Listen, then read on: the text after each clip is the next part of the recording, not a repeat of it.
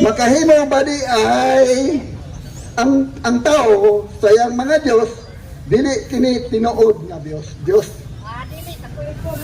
Dili Diyos. Dili kana tinuod nga Diyos, dili nga Diyos. Walang tama nga. Ikaw, Kristohanon ka, di ba? Kristohanon. Nga nung nagbuhat magagdibulto. Sige, pastor. Sige, tubagon na to si pastor. Hindi na ka mo panday na. Okay. Tubag. Hindi na ka mo panday. Number 1. Sumala niya, gibasa niya ang Jeremiah chapter 17. Ingon niya, apangutan niya, di ba? Kristyanos man kabrad. Nga nung nagbuhat magkagribulto. Okay, sige, pastor Bonganay. Pastor Bonganay, wa ba ka masayod sa Jeremiah wa pa'y Kristyanos dire? Di ba daw sa pastor?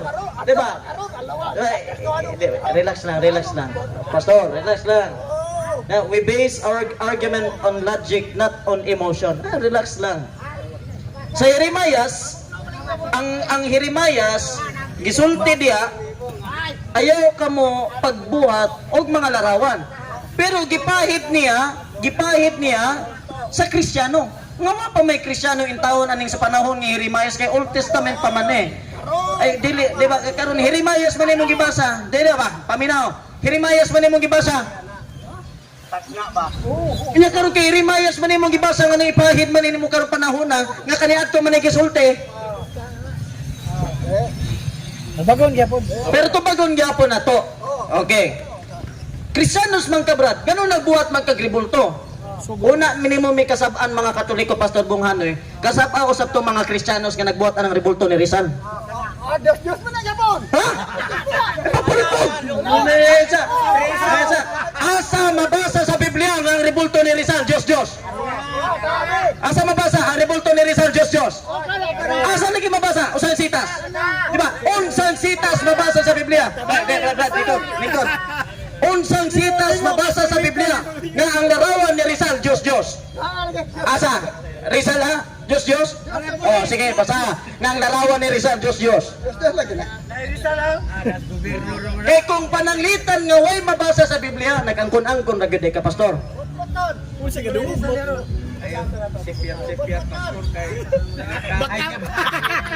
Preso. Eh man sa paginambog, Pastor, pero nahurot naman ako nagbasa ang Biblia. Wa jud ka nabasa bisang Rizal na lang yun ba? Si Posporo na. Nya karon imong ingong sa ko ang larawan ni Rizal. Diyos, umalas Biblia. Mapreso. Di ba magari ko mabasa ang Rizal kani adto? Mapreso gyud. O siguro napakong lang kadali akong ulo, nakalimot ko nga naday Rizal dito. O sige, basa ha. Heroes na, heroes. Delikado. Kinsa to mga nang bungkag ug nga ribultong balaan kalaban to sa Dios. Ako pa sa imo, Pastor, undangin na lang na imong mga kalihukan sa kinabuhi. Pagpaubos ta, balik ta sa simbahan ng Katoliko. Monumento. Diyos. Tanaw. Sige, okay. Monumento nga Diyos. Okay.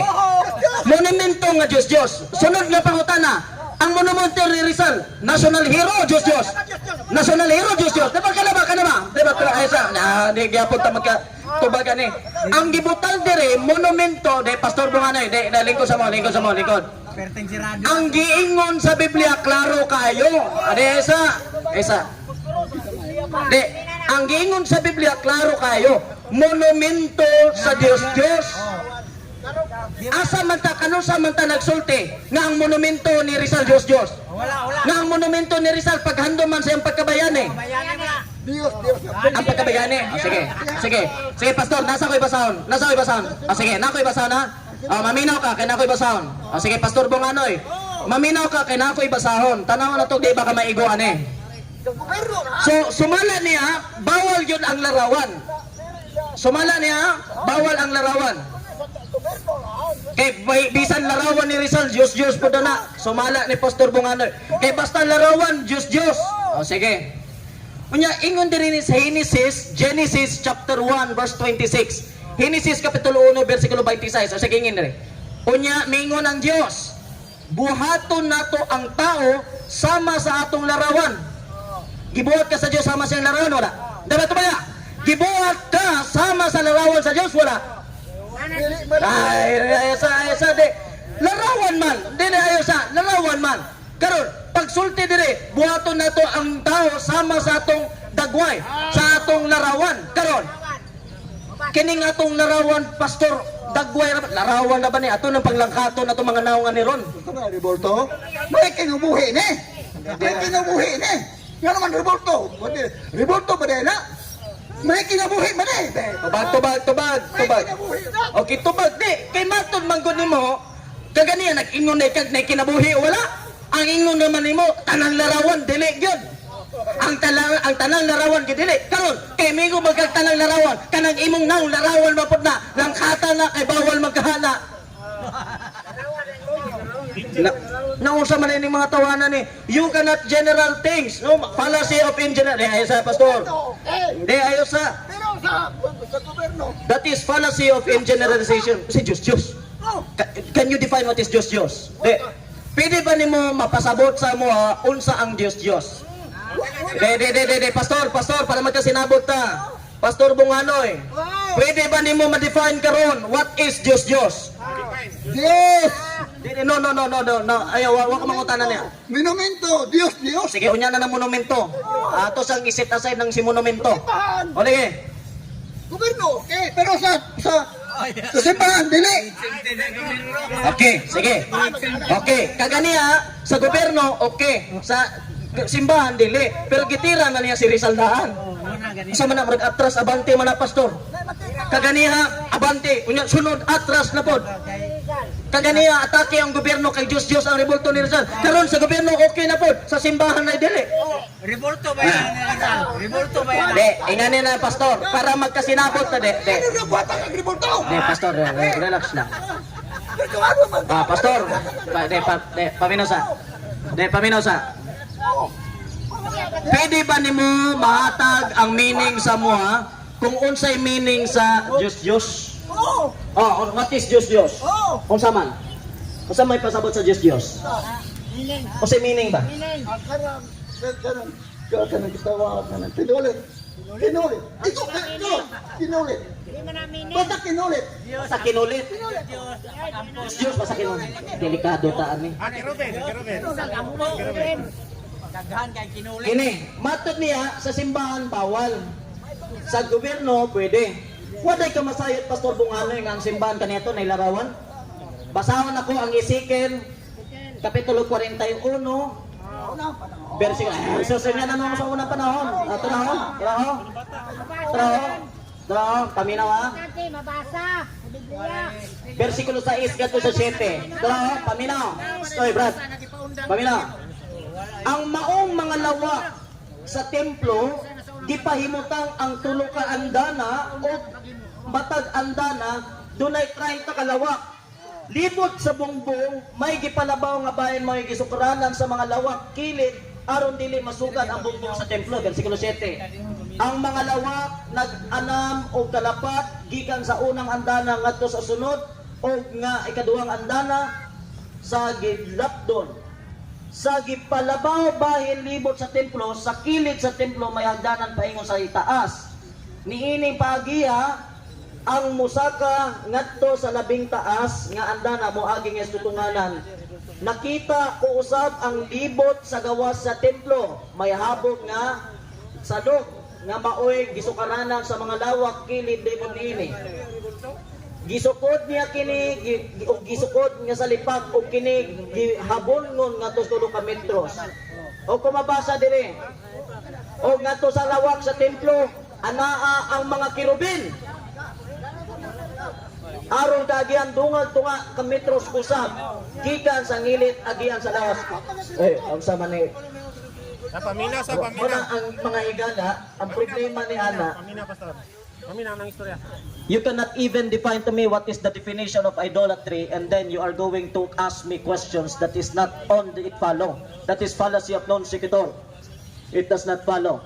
You cannot even define what is idolatry. The difference with iconatry. And now you are going to present your knowledge upon the Bible. Usama na nga klase, where is your sense of values? Tanawa, wa pagani mo makadefine unsay Diyos. Unya karon magpataka na magbasag Biblia. Kaya ang Diyos-Diyos sa inyo kinulit. Asa man mo ka diksyonaryo nga ang Diyos-Diyos kinulit. Ikaw Kristohanon yun ka. Kristohanon yun ka. Di unya na ng Kristo. Di unya na ng Kristohanon. Wa man ta mag-iskot og Kristohanon baka dire o dili. Ang akong punto dire, dili naman gani nimo mahatag ang saktong meaning unsay meaning sa Dios.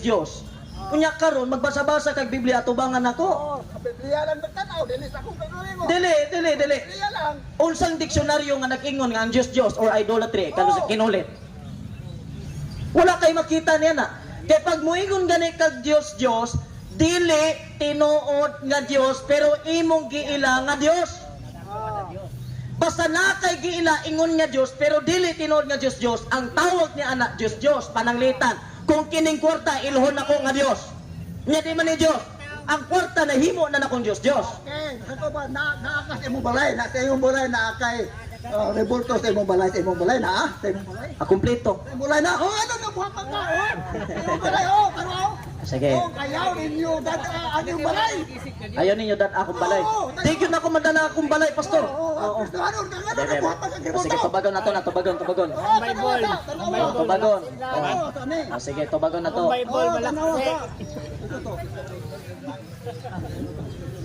De, tubagon na to.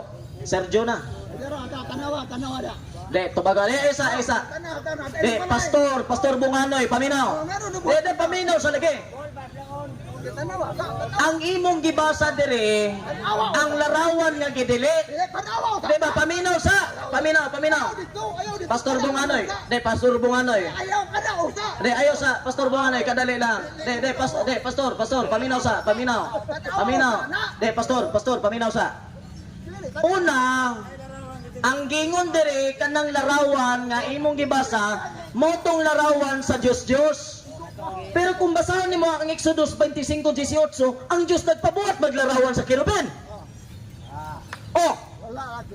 dili kay, di ba? Larawan man is kirubin gipabuhat sa Diyos. Tama na dili. Patay na tong mga. Di ba? Tama na dili. Di ba? Kini ba? Kining ang Diyos nagpabuhat og larawan sa kirubin. Tama na dili. Tama na dili. Di tama kasi labot ani. Wala. Si Pastor Bunganoy dili sa mo angkol. Sa Exodus 25:18 nga ang Diyos nagpabuhat og larawan sa kirubin. Tama to mali. Di, tama to mali. Di mo to ba? Mga na mga igsoon, ang ilang pilion lang, katong larawan nga gidili, pero wag gyud sila magtan-aw sa larawan nga gitugot sa Dios. Ang tawag nila na bias. O atong ihatag kay Jan Jonah. Digal. Ang Diyos ko na. Di ba? Ang Diyos ko. O yan na so, di man gani ka mo tubag kung isakto. Di mo to. Di man ka mo tubag kung isakto. Dahil yun. Okay.